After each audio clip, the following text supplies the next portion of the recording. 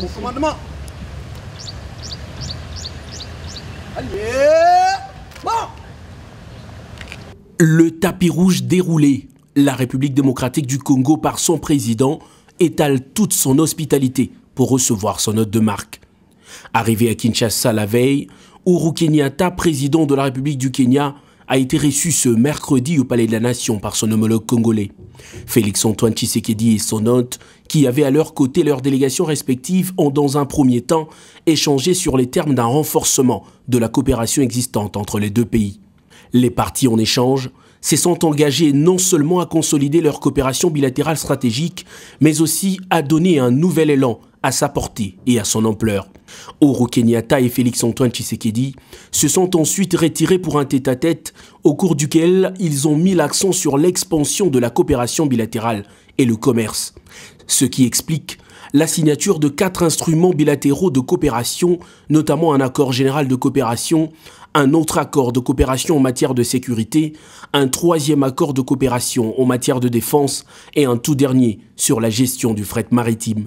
Des accords qui, selon Uhuru Kenyatta, seront soutenus par une série d'actions. Toujours dans le cadre de renforcer les relations entre nos deux pays, le Kenya s'engage à ouvrir un consulat général à Goma ainsi qu'un consulat honoraire à Lubumbashi, toujours dans le cadre de renforcer nos relations entre nos deux pays.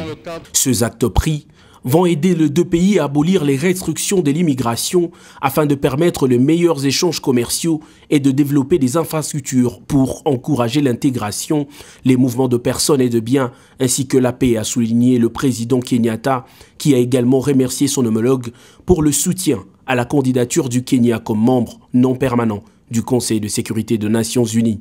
Les deux chefs d'État ont également noté avec inquiétude au cours de leur discussion le fléau du terrorisme et de l'extrémisme qui continue de se manifester sur tous les continents. Félix-Antoine Tshisekedi, qui a remercié son hôte pour la volonté du Kenya de participer à la brigade des Nations Unies afin d'appuyer les FARDC, a eu des mots clairs quant au retour de la paix dans l'est du pays. Dans les semaines qui viennent, les troupes kenyanes vont donc arriver en République démocratique du Congo pour appuyer nos forces armées afin d'attaquer de la manière la plus efficace qui soit ce problème de terrorisme et de violence à l'est de notre pays. Et donc, je profite de l'occasion pour tordre le cou à toutes ces critiques qui consistent à faire croire faussement que nous n'allons pas ou nous ne réagissons pas à la situation de l'Est. Je demande à tous de bien se tenir parce que notre riposte sera impitoyable et jusqu'à l'éradication totale de cette violence à l'Est.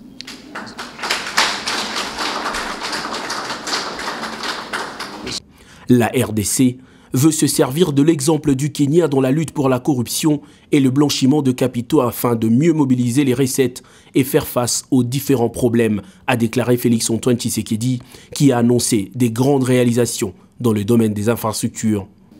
Nous allons réussir, grâce au Kenya, à relier l'Afrique de l'Est à l'Afrique de l'Ouest. Et cela va être rendu possible très bientôt par le début de travaux de construction du corridor nord, qu'on appelle. Cela va ouvrir la voie à beaucoup d'autres projets entre nos deux pays, notamment également dans le secteur énergétique. Les deux hommes d'État ont également évoqué la suite de discussions pour désigner quelques pays, au nombre desquels le Kenya et la RDC, qui vont développer des capacités de fabriquer les vaccins contre la Covid sur le sol africain.